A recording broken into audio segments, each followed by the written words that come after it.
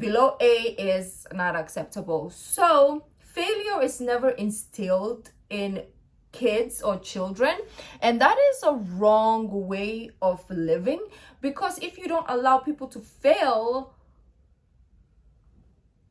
how will they learn?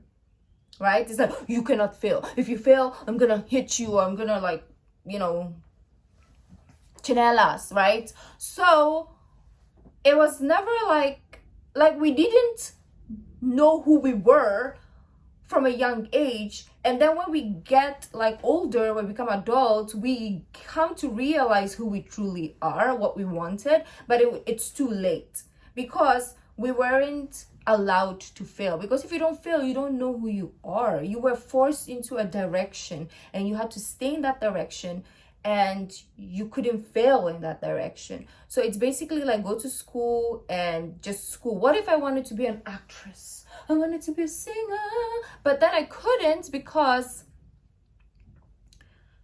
I had to go to school, and I had to stay in school, and I had to do good in school. I don't know what I'm trying to say right now.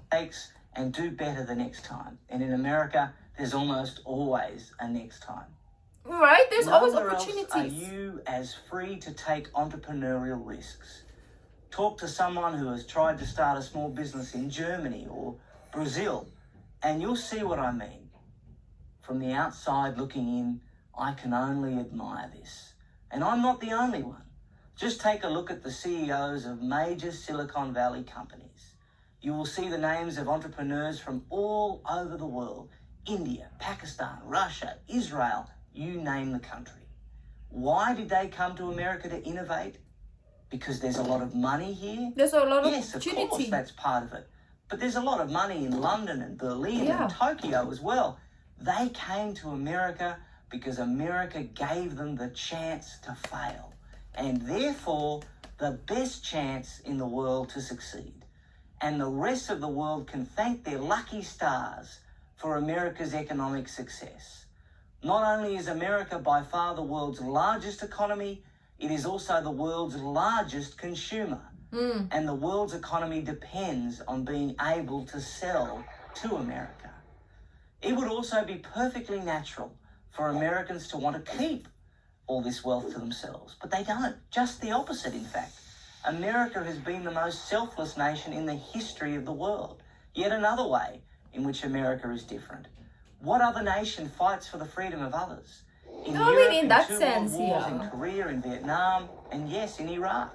In all those wars, America had very little or nothing to gain economically. Whenever there is a humanitarian crisis, And that is where they're smart, though. That is where you're smart. It's like, make friends, because one day they'll help you out, right? It's like, okay, I'm not gonna get anything in return, but I'm gonna help you because I can, because I know that one day when I need your help because of our relationship, you will have my back. Smart. there in the world. Haiti after a hurricane, Indonesia after a tsunami. Who is the first to rush aid to these places? America. No matter where the calamity is, at home or abroad, Americans invariably raise millions of dollars almost instantly True. to send food and clothing and supplies to people in distress they don't know and will never meet. Oh. Who else does that? I love that America is different. What worries me about America is that I see her increasingly trying to act like other nations. It worries me to see that so many Americans are drawn to the ossified ideas of Europe. That's the old world. It was old in 1776 even, when America broke away from it. I love that, like, yeah, be fascinated by other cultures, but don't totally adapt to other cultures, right? Just keep your traditions and culture whilst admiring others, or trying to, like, go experience other cultures, but never change you to be someone else. Because whatever you are is what makes you unique. So America, stay American. Why would America What want is to wrong with me reverse today? its own revolution? Why would Americans want to follow the Right? economic and social model of a continent? After a revolutionary war, you want to go back? Like, really? It's like basically like fighting for freedom and then going back to your the people who oppressed. I mean, I don't want to go to that depth, right? We don't want to go to that depth. That they can see is failing economically and socially. Do Americans really want to emulate France or Greece? It worries me to see so many Americans wallowing in victim status, blaming outside forces for their predicament, rather than accepting responsibility and seeking to improve themselves. It worries me to see American schools debasing America's own glorious history. It worries me to see America's debt and government grow larger while its military and its personal It's kind of like contradicting, right? freedoms shrink. It worries me because a weak, self-doubting America is bad for everyone, everywhere, who loves freedom. But these worries never last long. Okay. Because each time I visit America, I encounter a people who are confident, competitive, courageous, faithful, idealistic, innovative, inspirational, charitable, and optimistic. It's like no other place in the world. I pray it stays that way. Oh, I'm Nick Adams for Prager University. for president. Oh, Prager no. University. Okay. Yes, America gets a lot of crap, right? You guys get it. all the time from every place, from Europe, from Africa, from Asia.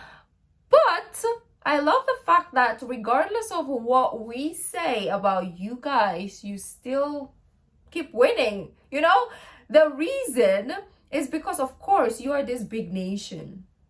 You are like this beautiful, let's say, NBA player that everybody admires. You are the Michael Jordan of your, of the world. And of course, as players that are lower ranked, we're like, oh my gosh, we admire you, but we also look for faults because we cannot be you.